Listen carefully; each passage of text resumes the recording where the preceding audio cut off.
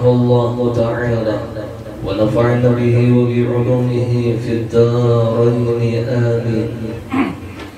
Ketahuilah bahwa syarat-syarat menjadi seorang imam ada 16 perkara. Maka seyogianya bagi orang yang menjadi imam, ia mengetahui akan syarat-syarat di dalam menjadi imam. Dan disinilah duduknya hadis Rasulullah, ta'allamu qabla an tasudu, tuntutlah ilmu sebelum kalian menjadi pemimpin. Jadi seorang imam harus menguasai tentang apa yang diimaminya. Jikalau ia imam di dalam salat, ia harus memahami tentang masalah salat, tentang masalah jamaah, tentang syarat-syarat menjadi imam. Jadi ada 16 perkara syarat di dalam menjadi seorang imam. Ini lelaki adalah yang perlu mengetahui masalah ini. Karena paling tidak seorang laki-laki yang menjadi imam di dalam keluarganya. Ar-rijal imamul 'iyal, laki-laki itu imam bagi keluarganya. Yang pertama syaratnya adalah tamyiz. Tamyiz itu anak-anak yang sudah membedakan antara baik dan benar. Jadi tamyiz ini sekitar umur 7 tahun ke atas. Sekalipun ia belum ba'ad, jikalau ia sudah tamyiz, maka boleh ia menjadi imam apabila memenuhi syarat-syarat yang lain. Jadi tidak diharuskan seorang imam itu harus baligh, tapi disyaratkan bagi imam tamyiz, mumayyiz. Ujar orang Bahari, mumayyiz ini namanya bisa berbasuh leher seorang, bisa makan minum seorang, maka disebut ia mumayyiz. Jadi kata ulama sekitar umur 7 tahun ke atas itu sudah tamyiz. Jadi tidak disyaratkan baligh. Baligh itu kan kalau laki-laki mimpi basah, itu cirinya. Kalau perempuan itu datang bulan. Nah, sedangkan mumayyiz ini dia belum lagi umur baligh, maka boleh dia menjadi imam. Yang kedua berakal, artinya ada gila, ada stres orangnya. Bakal aja. Kemudian yang ketiga Islam. Orang Hindu jadi imam, kamu dicocok juga. Orang Kristen kita makmumnya Islam, ngebungulan ngerende. Jadi syaratnya seorang Muslim. Jadi Islam itu menjadi syarat di dalam seluruh ibadah.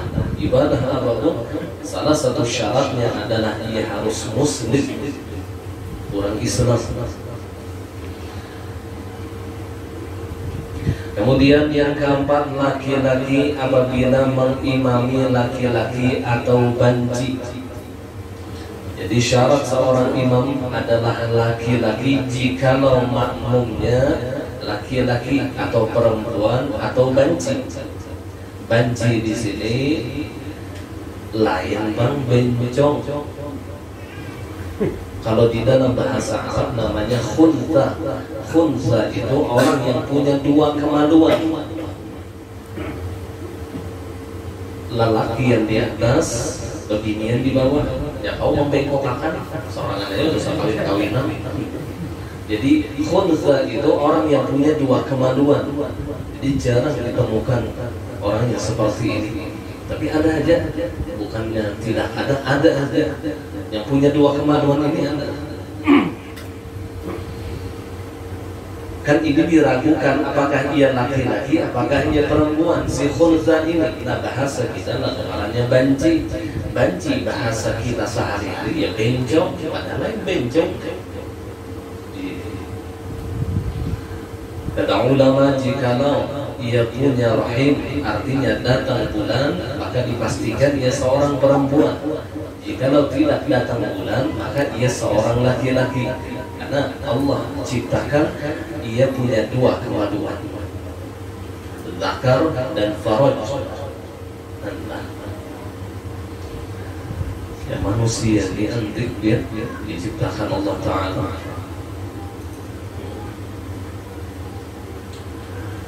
Jadi apabila makmumnya itu khunsa atau laki-laki atau perempuan, maka syarat sebagai imam adalah seorang laki-laki.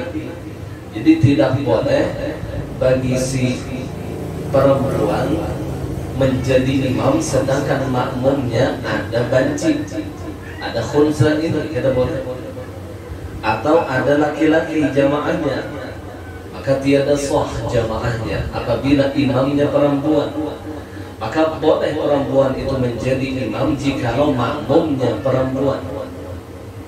Nah, sedangkan banci boleh menjadi imam jikalau makmumnya perempuan. Kalau makmumnya laki-laki, tidak boleh, karena dikhawatirkan ia seorang perempuan. Kalau makmumnya perempuan, maka boleh, karena banci kalau seandainya ia perempuan, maka sah perempuan jadi imam, sedangkan makmumnya pun juga perempuan. Sah. Nah, kayak dua kemaluan segediatan ya. Di ulun pernah ya mendengar orang yang berkisah keluarganya memang punya dua kemaluan, orang Kota Baru ya.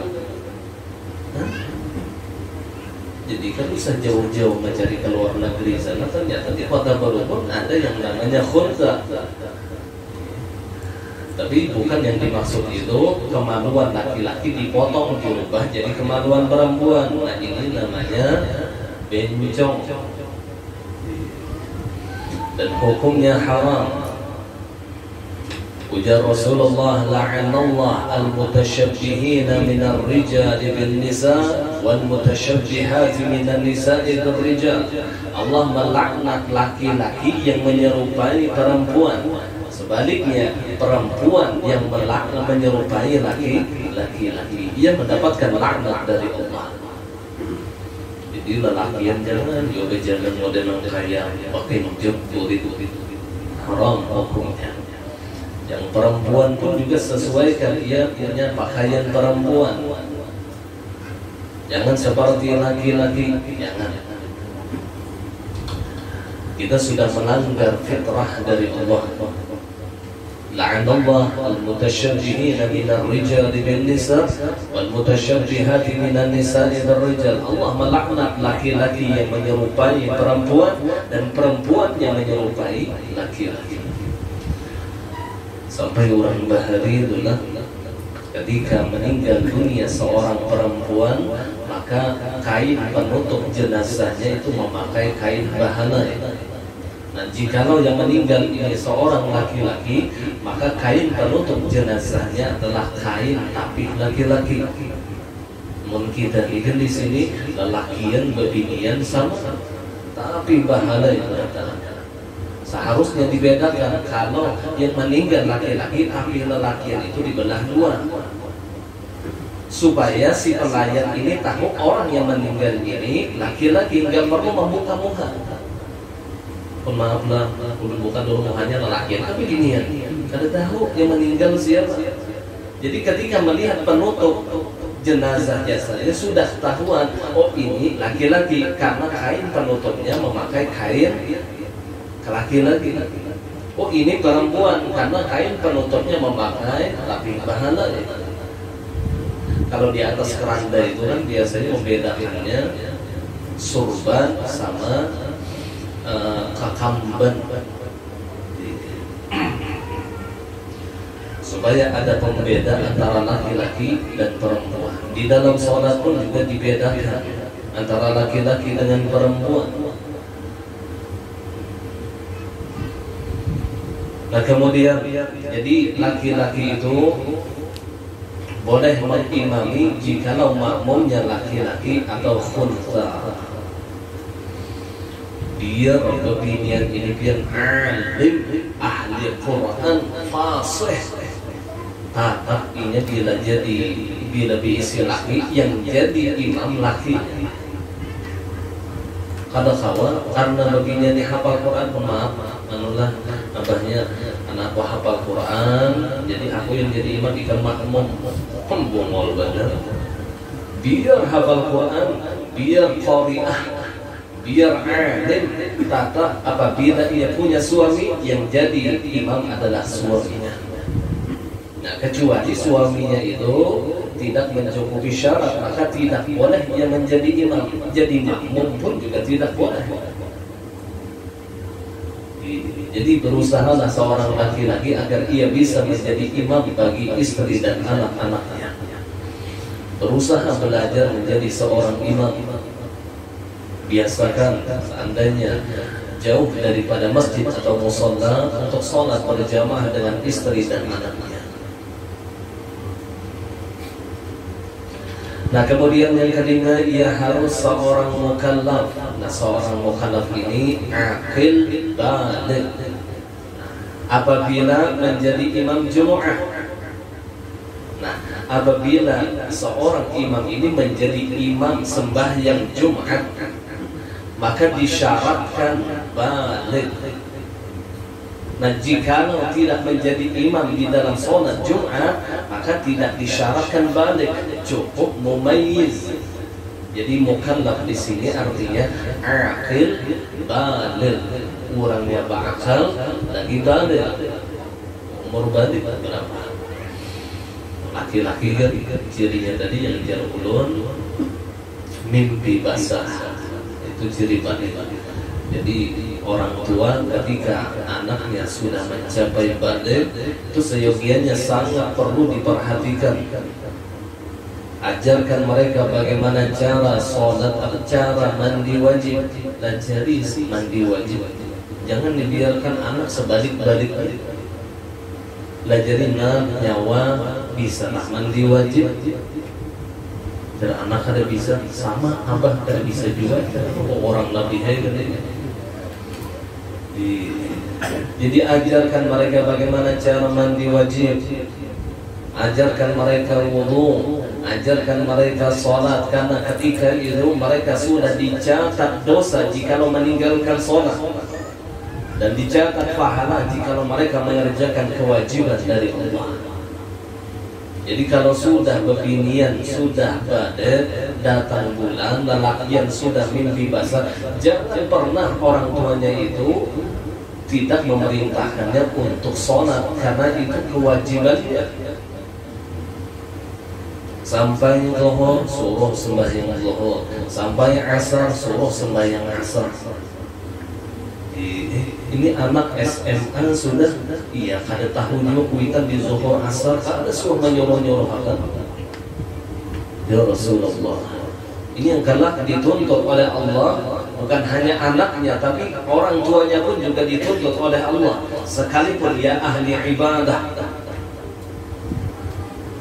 sekalipun ia ahli ibadah, tapi ia tidak pernah menyuruh anaknya untuk mengerjakan sholat, tidak pernah mencegah anaknya di dalam mengerjakan kemunkaran.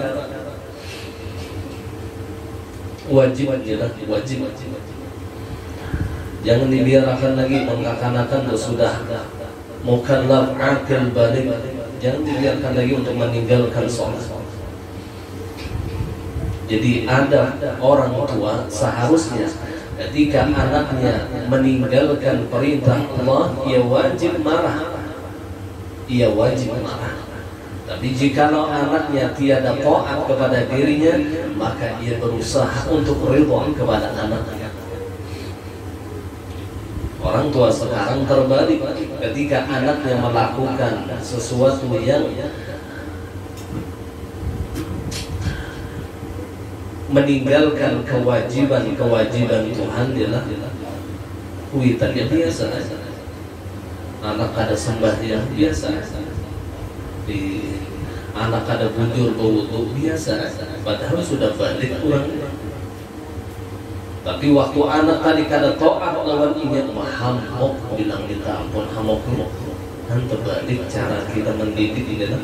Seharusnya ketika mereka tiada to'at kepada kita, berusaha untuk ridho kepada anak kita.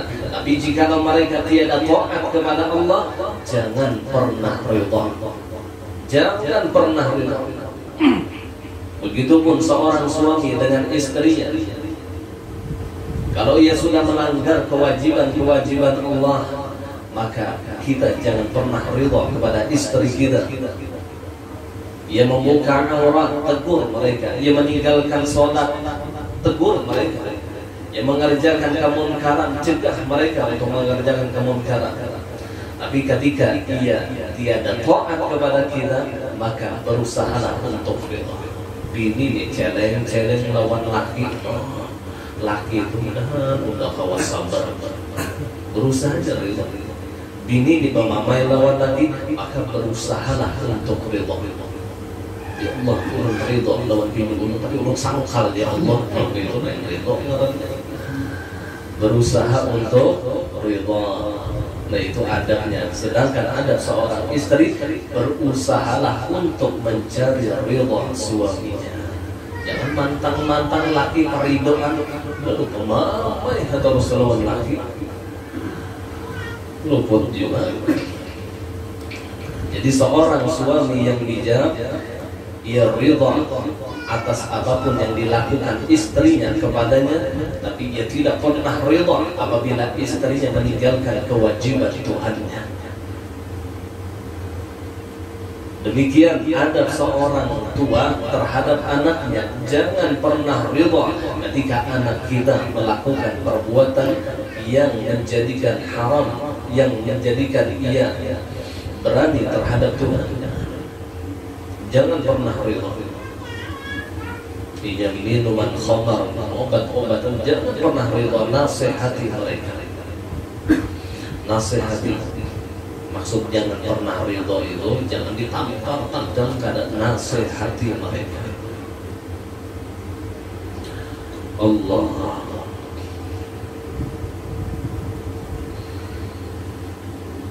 Nah kembali lagi. Jadi apabila ia menjadi imam sembahyang Jumat, maka syaratnya harus aqil balik dan termasuk 40 orang. Jadi imam sembahyang Jumat ini termasuk 40 orang yang wajib Jumat. Yang wajib Jumat. Karena kita membahas tentang masalah adab sholatul Jumat.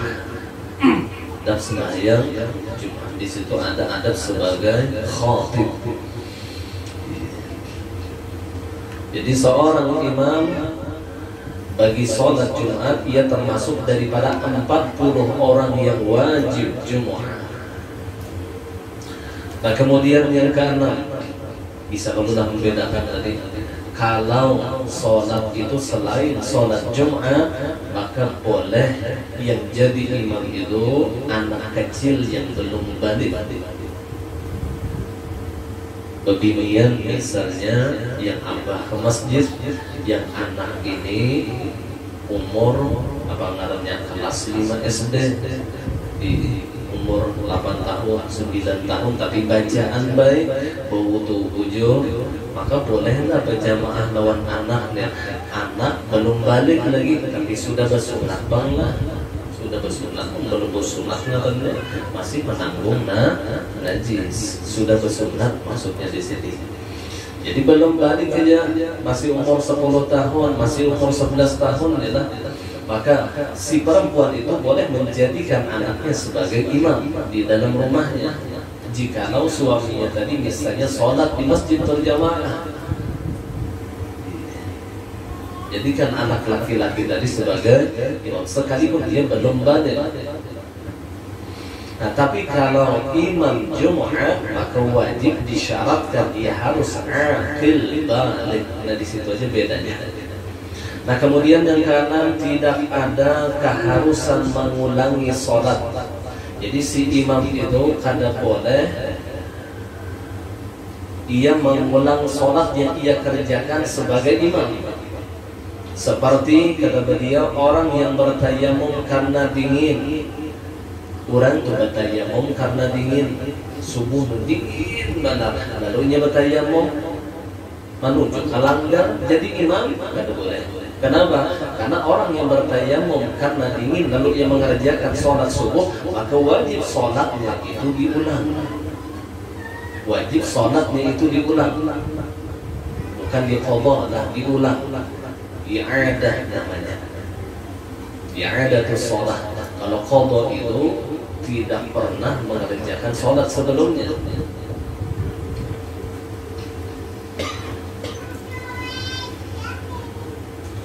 Paham? Jadi terkadang kita ini memahami bila orang telah bertayamum imbah tu sembahyang lalu ada lagi mengulang sembahyangnya. Ada beberapa perkara orang itu sholat tapi ia bersuci dengan cara tayamum, namanya taharatun darurah, bersuci dalam keadaan darurat, tapi karena alasan dingin lalu ia sholat subuh atau sholat isya, tapi cara bersucinya dengan tayamum, maka bukannya imbah tuntung sembahyang lalu lepas kada, maka wajib ia mengulang sholatnya, wajib ia mengulang sholatnya dalam keadaan wudu, wajib. Jangan salah paham. Nah kayak orang juga, orang yang berhaji itu lah bertayamum di pesawat sembahyang zuhur atau asar di imbah itu sampai ke Jeddah atau sampai ke Makkah atau Madinah, lalu kada mau ulang lagi, seharusnya tetap diulang. Jadi kira sembahyangnya tadi pas, sudah memang pas, tapi itu hanya diartikan hanya sekadar lihurmatil waqti, seperti menghormati waktu saja.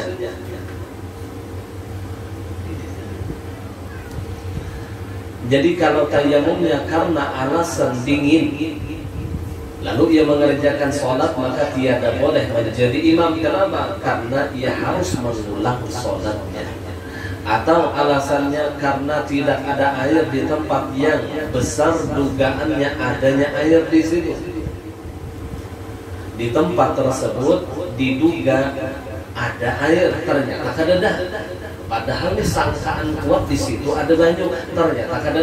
Lalu ia bertayamum, lalu ia mengerjakan sholat, maka ketika ia mengerjakan sholat tidak boleh menjadi imam. Kenapa? Karena sholatnya itu harus diulangnya.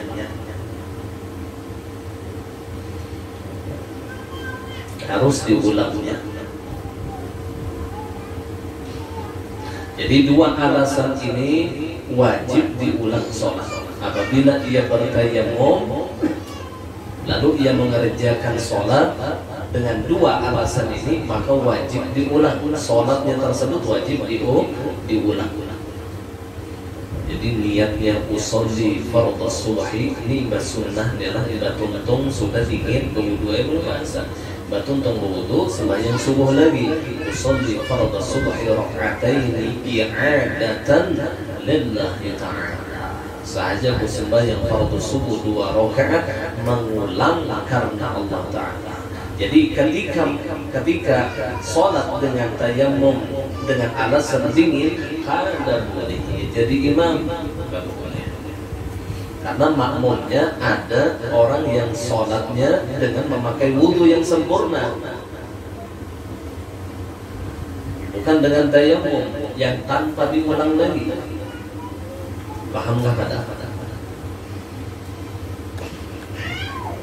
Kalau kita memakai wudhu yang sempurna, artinya sembahyang wudhu bersuci yang sempurna gitu, artinya dengan wudhu. Lalu kita sembahyang, boleh kita mengulang sembahyang kita ibadah? Boleh, tapi hukumnya sunnah saja. Itu pun syaratnya harus berjamaah. sunnah saja mengulang. Pian iba tuntong sembahyang isya, tuntong sembahyang isya. Iba itu ada orang sembahyang berjamaah isya, lalu pian sembahyang isya ba'azan, maka sembahyang isya pian itu yang kedua itu hukumnya sunnah tapi berniatnya fardu. Jadi usolli fardal isya arba'a raka'atin mustaqbil qiblah i'adatan lillahi ta'ala. Gawiannya wajib tapi fahamannya sunnah. Niatnya wajib tapi gawiannya sunnah, kayak maksudnya. Niatnya wajib, jadi kada boleh sunnah, kada boleh. Jadi tetap usolli fardal isya. Aku sembahyang fardu isya 4 rakaat mengulang karena Allah Ta'ala, atau mengikut imam mengikut imam karena Allah Ta'ala. Jadi hukumnya sunnah mengulang sholat apabila ia dengan berwudu. Sunnah mengulang sholatnya. Tapi kalau ia bertayamum dengan alasan dingin pertama, atau alasannya ketiadaan air yang diduga, yang disangka kuat di situ ada banyu, ternyata ada banyu, lalu ia bertayamum, lalu ia mengerjakan sholat, maka sholatnya itu wajib diulang, bukan sunnah. Paham? Jadi sholat itu ada yang sunnah diulang, ada yang wajib diulang.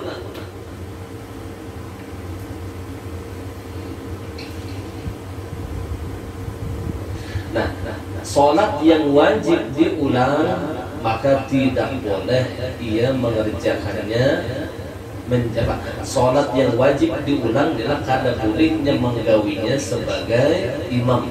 Kalau jadi makmum boleh, tapi menjadi imam kada boleh. Itu syaratnya. Karena seorang imam itu sholatnya harus sah, bukan hanya sekadar dihormatil waktu saja. Harus sah sendiri, itu syaratnya.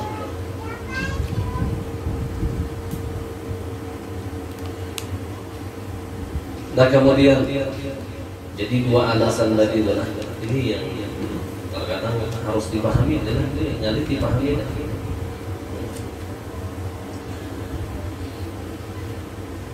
Jadi kada seluruh tayamum itu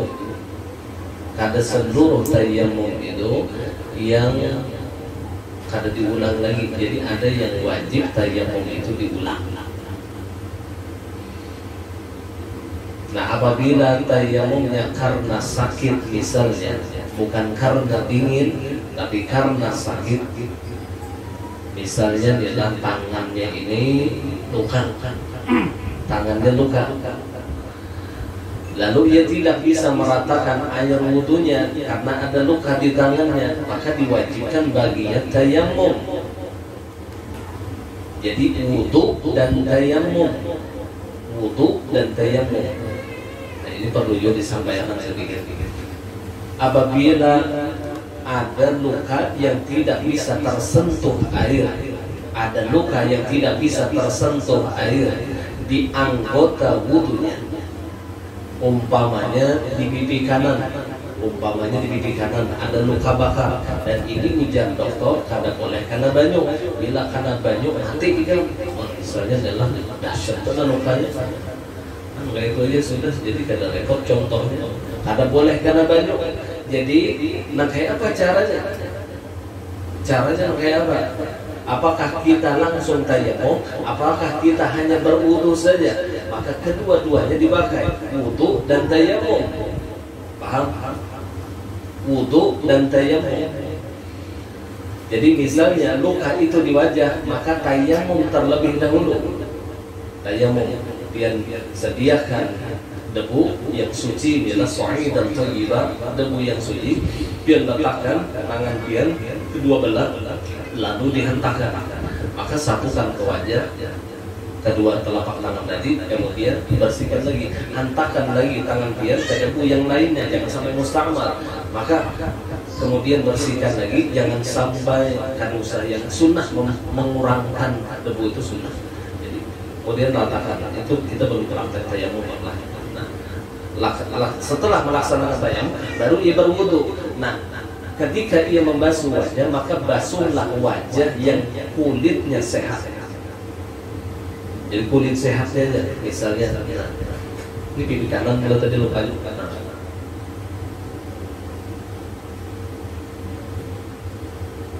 Nah ini kan usah dikenakan, dan ini sudah ditambal dengan tayamum yang pertama, paham? Nah setelah itu teruskan wudhu kita, tangan, sebagian kepala, kedua kaki, selesai wudhu. Itu kalau lukanya di muha. Amun lukanya di tangan kanan, maka caranya bagaimana? Berwudu dulu. Biar berwudu, basuh muha, tuntung membasuh muha, maka jangan diteruskan tangan, jangan. Maka keringkan muka kita terlebih dahulu. Padahal sekalipun hukumnya makruh, seandainya tidak ada uzur, hukumnya makruh mengeringkan wajah. Tapi karena kita ingin tayamum, maka keringkan wajah dahulu. Jadi stop berwudu,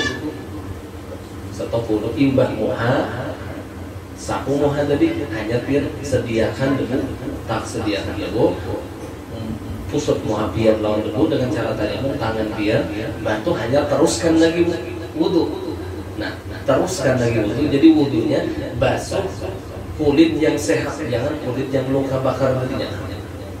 Kulit yang sehat. Setelah itu teruskan ke tangan kiri, selesaikan sampai sempurna rukun wudu. Jadi yang luka di tangan ini tidak perlu lagi kita basuh. Kenapa? Karena ditambal dengan tayamum. Paham? Jangan harap mulai luka atau disembah dia sebulan luka, sebulan ada sembah dia. Ada yang sebulan luka, setahun ada sembahyang. Berujung jangan dijadikan alasan. Jadi orang yang selama akalnya masih jalan itu tidak ada alasan untuk meninggalkan sholat dalam keadaan apapun. Tidak ada alasan baginya untuk meninggalkan sholat. Sakit, ada cara bagaimana sholat dalam keadaan sakit. Jikalau tidak bisa berdiri dulu, tidak bisa duduk berbaring miring, tidak bisa berbaring miring bertelentang, tidak bisa bertelentang dengan isyarat, tidak bisa dengan isyarat bayangkan gerakan dan bacaan sholat di dalam hati. Tidak bisa berwudu ganti dengan tayamum, tidak bisa tayamum sholat lihurmatil waqti. Yang jelas tidak ada alasan untuk meninggalkan sholat dalam keadaan apapun selama akalnya masih jalan. Titik. Jangan hanya karena luka aja lalu ada sembahyang. Ya Rasulullah, makanya perlu kita menuntut ilmu tentang mengkaji rukhsah atau dispensasi atau keringanan yang Allah berikan ketika kita dalam keadaan sakit, ketika kita dalam keadaan musafir. Apa keringanannya? Ketika kita dalam keadaan kedinginan, apa keringanannya? Dicari waktu dingin benar, maka bertayamumlah. Waktu musafir, maka boleh kita mengqashar sholat yang 4 rakaat menjadi 2 rakaat. Tidak bisa berwudu dan bertayamum karena khawajur, misalnya di kursi pesawat, maka sholatlah li faqdi tuhrani, karena ketiadaan 2 alat bersuci. Dengan sholat apa? Sholat li hurmatil waqti, sholat menghormati waktu tanpa wudu dan tayamum. Jadi bila di pesawat tidak perlu tayamum di kursi pesawat. Terkadang orang yang pembimbing umrah haji menyarankan tayamum di kursi pesawat. Kursi pesawat itu bersih benar. Sedangkan di dalam mazhab kita Imam Syafi'i, syarat orang yang bertayamum itu debunya kelihatan oleh mata kepala kita. Apabila debunya tidak kelihatan oleh mata kepala kita, maka tiada sah tayamum kita itu di dalam mazhab Imam Syafi'i. Nah, sedangkan di kursi pesawat kita kadang melihat debunya kecuali pakai mikroskop. Memang secara penelitian dindingnya, secara penelitian amun kita teliti ada debunya. Tapi di dalam mazhab Imam Syafi'i tidak boleh bertayamum dengan dinding yang tidak nampak debunya. Mazhab Syafi'i, ingatkan kita mazhab Syafi'i. Terus bagaimana caranya? Maka tidak perlu wudu, tidak perlu tayamum, maka cukup ia sholat lihurmatil waqti, menghormati waktu. Ketika sudah sampai di tempat, maka kerjakanlah sholat i'adah, namanya mengulang sholat.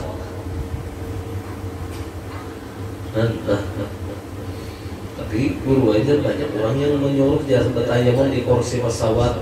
Nah itu kalau di dalam mazhab selain Imam Syafi'i seperti Imam Abu Hanifah itu boleh.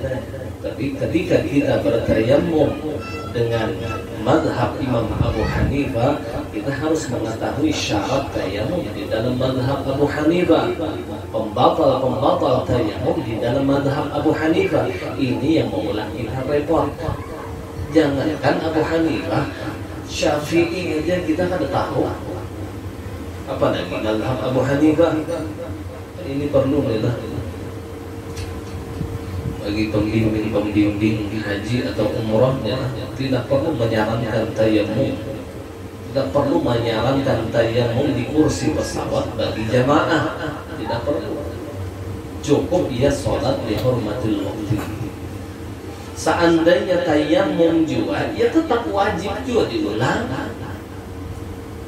tetap wajib diulang. Karena ada di banyu sekalipun aqua, cuman bila kita wudu konslet pesawat. Ya Rasulullah. Jadi jangan diberat-beratkan orang dengan tayamum di kursi pesawat.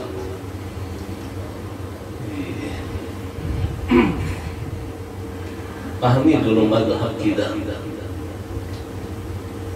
Almarhum Abu Hurairah kumpul pun dulu ketika beliau membimbing jamaah haji, maka beliau menyarankan untuk sembahyang lihurmatil waqti di atas pesawat. Jadi sembahyangnya menghormati waktu saja, tanpa wudu, tanpa tayamum. Nah itu pakaian Abah Guru. Lalu sama gaya bertayamum di kursi pesawat, dikira pramugari bersilakan. Ya Rasulullah. Ada aja yang lebih mudah. Di mazhab kita malah lebih mudah. Enggak perlu kita taklid kepada mazhab Imam Abu Hanifah, karena di mazhab kita lebih mudah dari itu.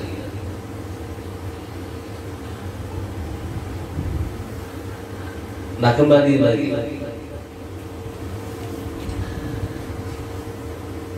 Yang ketujuh,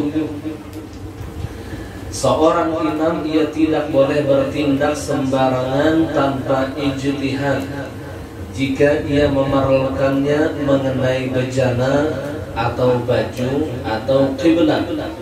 Jadi seorang imam itu ketika ia ingin mengetahui arah kiblat, maka tidak boleh sembarangan, harus dengan ijtihad. Harus dengan ilmu bagaimana cara mengetahui arah kiblat, bukan hanya sangkaan kira-kira di sini ya, kira-kira. Jadi imam kada sok. Adalah banyak berulang kejadian kayak ini kita di kampung orang adalah, sedangkan kita tidak tahu pasti arah kiblat di sini. Kurang rumah kada paham juga, masjid jauh misalnya nih patokannya bingung kan? Maka bahapalah jadi membaraknya sudah, karena kita menghadap Allah Ta'ala pada taat pada khawa, tidak boleh sembarangan, apalagi ia jadi imam, kada boleh. Jadi ia ketika ingin mengetahui arah kiblat, ia harus dengan ada ijtihad, dan ijtihad itu disertai dengan ilmu. Ijtihad itu kesungguhan, melihat arah matahari tinggalan di mana, di situ barat, di situ barat, berarti jelas arah kiblat ke situ. Mungkin di daerah mana pulang yang pina ada miring sedikit. Kalau di Indonesia ini kan arah kiblat kita barat, itu secara umum. Secara umum arah kiblat kita barat. Jadi tinggal kanan kiri sedikit. Kalau umumnya arah kiblat kita tempat tenggelam matahari. Jadi paling tidak cara ijtihadnya mengetahui di mana tempat tenggelam matahari. Itu cara paling tidak ijtihadnya. Atau dengan ilmu yang lain, atau dengan ijtihad memakai kompas kiblat misalnya. Jadi perlu juga kompas kiblat itu di bawah. Ada yang dari negara itu yang murah 10 ribuan itu bila dihantar saya berputar-putar kiblat sakti di negara itu lah. Ada seorang yang bagi hitungan ada seorang pada derajatan lagi bila dihantar menuju kiblat sudah. Cuman sayangnya itu kadang-kadang dibawa ke luar negeri di mana di kampung kita di Bali sudah.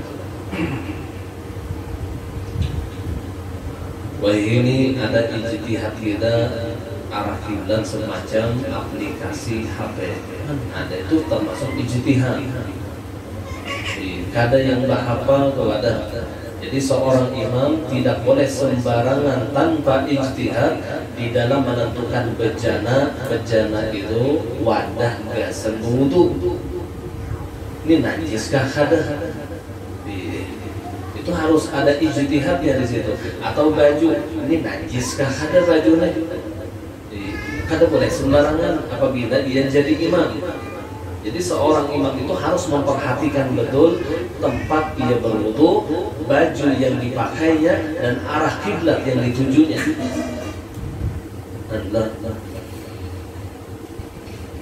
Karena kehati-hatian seorang imam itu menentukan bagi makmumnya. Apabila imamnya adil, ijtihadnya kuat, maka selamat makmumnya. Apabila imamnya sembarangan, maka resiko pun juga makmum dapat.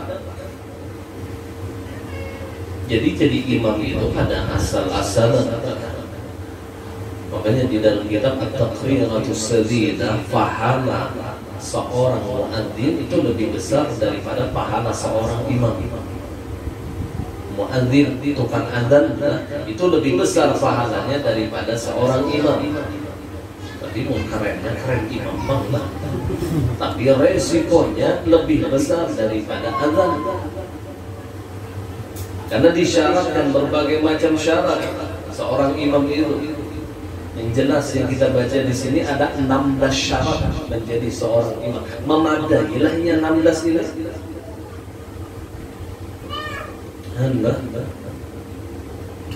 kada gampang jadi imam. Kemudian yang terus ya, sholat seperti itu adalah batil dan sholatnya harus diulang. Jadi orang yang menentukan arah kiblat tanpa ijtihad, maka sholatnya itu batal. Sholatnya itu batal dan wajib diulang. Atau baju bahapal ialah ternyata bajunya itu najis dan tanpa ijtihad. Misalnya ketika ia jadi imam,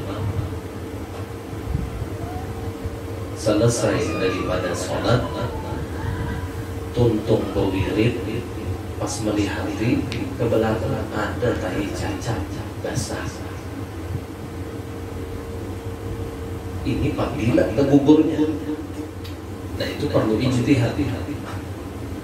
Apabila jatuh tahi cacat ini sebelum ia sholat sebagai seorang imam, berarti ketika ia sholat menjadi imam, ia menanggung najis. Maka seluruh makmumnya pun juga tiada sholat, karena imamnya batal sholatnya disebabkan karena menanggung najis. Jadi menentukan tahi cacat ini perlu ijtihad. Di hatimu basah, sebenarnya hanya aja. Hati ada bina cacatnya di atas sebenarnya. Oh, ini berarti rapi kau mirip ke dia. Berarti ya sudah yakin sudah. Berarti aku sembahyang tadi masih suci. Itu ijtihad. Ada kesungguhan. Najis kadakah itu sembarangan katanya. Nah, jadi ijtihad itu nyoba pikir dan mencari dalil. Ini pabila kenanya. Betapun Ika melihatlah tadi di belakangku tadi ada najis waktu aku sembahyang. Dan mama aku sembahyang apa picit dia mama tadi. Ada melihat dia, nah dapat dalil. Bebas melihat ini masih hanya di hati di atas ada binatang gerak boleh cacat berarti hanya aja. Sedangkan jarak salam lawan wirid ini kurang lebih 15 menit. Nah mungkin ini selama membaca wirid aja. Maka yakinlah ia ketika ia sholat ia memakai pakaian yang suci bukan najis. Berdiri hati jangan dipinang karing-karing sudah. Lihat di atas ada cacat. Musiah ratan sembahnya, maka wajib ia menyampaikan ampun maaf jamaah berdatang. Kira-kira bajuku ini rahatan sembahyang tadi diberai cacat, jadi sembahyang kita diulang berataan. Mbah makmum yang boleh bang, soh, karena ia tidak mengetahui tentang najis imam. Tapi bila seminggu, ingatlah waktunya sebaik malam. Seminggu sudah, ingatlah jangan apabila malam Jumat, ingatlah, nah aku tuh karena najis jadi imam batal waktu itu, seminggu aja batal sembahyangnya. Jadi selama ia tidak mengetahui tentang batal imamnya, maka ia tiada batal sholatnya. Tapi ketika ia sudah mengetahui sholat imamnya batal padahal sudah 1 bulan, maka sholatnya batal otomatis. Wajib ia mengqadhanya. Adalah wajib ia mengqadhanya.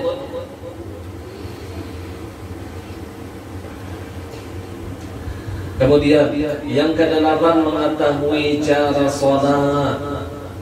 Si imam harus tahu cara sholat, baik imam di dalam sholat fardu ataupun sholat jenazah. Ini kata imam sembahyang jenazah berukuk. Berarti kan tahu cara sembahyang jenazahnya, maka kada mencukupi jadi imam. Syarat menjadi imam itu kada mencukupi karena tidak mengetahui cara sholat. Di seorang imam itu harus alim di dalam masalah kaifiyat sholat. Yang ke-9 tidak salah ucap sehingga merusak makna ketika membaca Al-Fatihah. Jadi seorang imam pun juga harus fasihah di dalam membaca Fatihah. Yang mana ketika ia salah di dalam membaca Fatihah dan merusak makna, nah ini salahnya ini merusak makna. Apabila salahnya tidak merusak makna itu tidak membatalkan. Tapi apabila salahnya itu merusak makna, maka itu menjadi pembatal sholat. Paham? Seumpama sering ulun jelaskan tentang iyyaka na'budu wa iyyaka nasta'in. Iya-nya itu pakai tasydid. Dan jikalau dibacanya tanpa tasydid, iyyaka na'budu wa iyyaka nasta'in, maka maknanya berubah. Yang asalnya hanya kepada Engkau ya Allah kami menyembah, menjadi hanya kepada matahari kami menyembah. Syirik akhirnya. Jadi apabila ketika ia membaca salah lalu menjadi perubahan pada makna, maka tiada sah salat.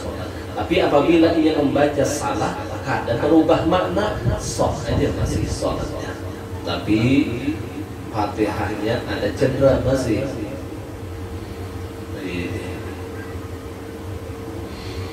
Sekalipun sah tapi kurang sempurna.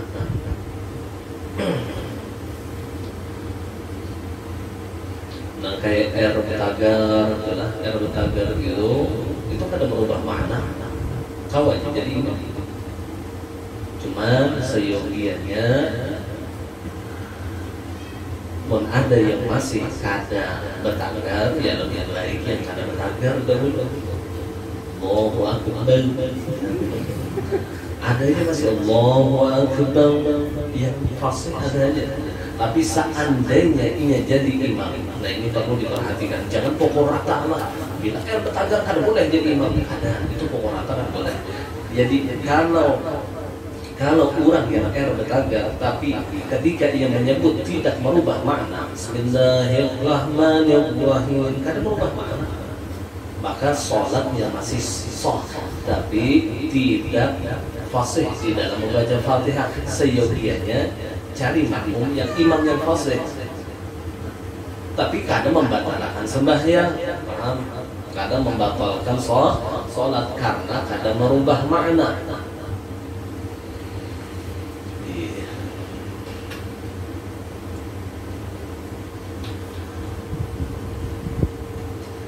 Maka mau kadang mau seorang imam itu harus belajar membaca Fatihah yang fasihah. Dan di dalam Fatihah itu cuma 7 huruf yang tidak ada dari seluruh huruf hijaiyah. Itu hanya 7 huruf yang tidak ada di dalam Fatihah, seperti huruf kha kada, shin kada, dha kada, apa lagi, zai kada, zal kada. 7 huruf itu ada di dalam Fatihah. Nah selainnya itu ada di dalam Fatihah. Perlu ia perbaiki bagaimana cara mengucapkan ba yang benar, sin yang benar, ain yang benar, dot yang benar, sad yang benar.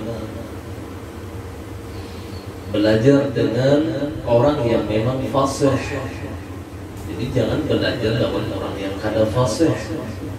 Namun belajar dengan orang kada fasih, tanpa kita kada fasih, belajarlah orang yang fusha, yang fasih bujur membaca Fatihah. Tentang makharijul hurufnya ia faham, bahkan sifat-sifat huruf di dalamnya ia faham. Makharijul huruf itu tempat keluar huruf. Jadi huruf itu ada yang di bibir tempat keluarnya, ada yang di tenggorokan tempat keluarnya, ada yang di hidung tempat keluarnya. Di hidung mim dan nun. Bismillahirrahmanirrahim. Di hidung. Coba lihat. Bismillahirrahmanirrahim. Kaulah hebat him. Picik hidung itu buktinya. Berarti mim dan nun itu tempat keluarnya hidung. Kalau percaya udah cuma baca. Bismillahirrahmanirrahim. Picik hidung. Bismillahirrahmanirrahim. Ada kawan menyebut mim. Karena makhraj mim dan nun itu khayshum, hidung. Nah apabila mengeluarkan bukan pada hidung berarti salah. Jadi makhraj itu tempat keluar. Nah setiap huruf yang keluar itu punya sifat. Jadi nang kaya pian keluar lawang ini beda-beda sifatnya. Ada yang membawa kita, ada yang beenggang, ada yang berpaling ke menghadap.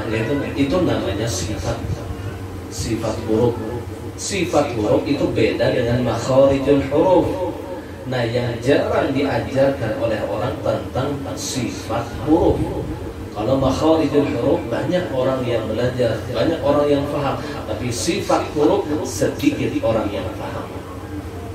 Hanya sekali lagi ulun sampaikan, yang paham tentang sifat huruf itu orang-orangnya hanya. Nah salah satu orang di majelis kita yang paham itu guru pakai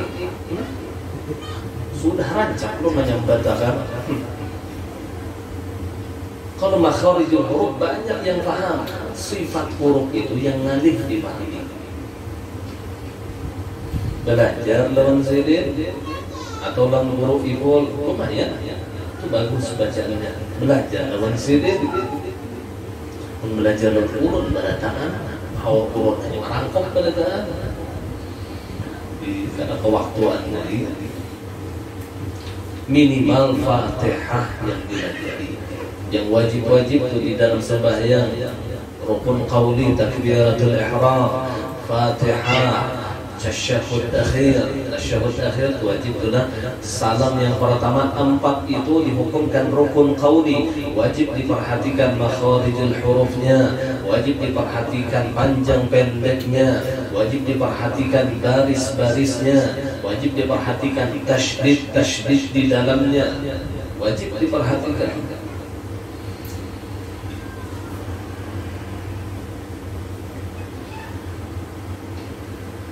Nah kalau kita memang sudah belajar, kita nih sudah belajar, tapi kada bisa juga, itu ngarannya takdir. Takdir sudah, nasib sudah. Tapi insya Allah Allah memaafkan bagi orang yang sudah berusaha, tapi memang takdirnya tidak bisa Allah maafkan. Yang kada dimaafkan ini kada bisa, tapi kada belajar. Ulun burai takdir tukang sudah baca ulun ini kada baik, pernah belajar kada suah. Itu jangan berkisah takdir. Jangan berkisah takdir sebelum kita berusaha ikhtiar. Orang banyak bercerita tentang takdir, padahal hukumnya bisa haram, bahkan bisa jatuh kepada kafir. Ternyata ia mudah menyandarkan kepada Allah sesuatu yang kada baik, padahal ia belum berusaha. Jangan seperti itu. Takdirnya sudah kita tidak sakit mungkin hidup. Ya udah usaha kada kita sekolah aja. Ada pun itu bisa takdir. Inya nina tohok berusaha, tohok melamar, tohok begawi kasar, tohok begawi, tapi dasar kan tapi ada juga duitan. Nah itu karena takdir. Aja berkisah takdir. Kalau belum ia berusaha dia lalu cerita tentang takdir, haram. Haram hukumnya. Itu sama menghinakan Allah. Ya Rasulullah. Nah kembali lagi jam 10. Jadi yang ke-9 tidak salah ucap. Jadi si imamnya kada salah mengucapkan sehingga merusak makna ketika membaca Al-Fatihah, merusak makna yang dibacanya. Misalnya dia salah baris, Siratal ladzina an'amtu 'alaihim. An'amtu seharusnya an'amta dirubahnya menjadi an'amtu, maka berubah makna. Siratal ladzina an'amta. An'amta itu jalan yang engkau beri nikmat. Tapi kalau dirubahnya an'amtu, maka berubah mana? Jalan yang aku beri nikmat. Jadi yang asalnya maknanya engkau berubah menjadi aku. Nah ini yang kada boleh. Batal sembahyang imam. Batal sembahyang imam. Yang ke-10 tidak bisu. Imam bisu.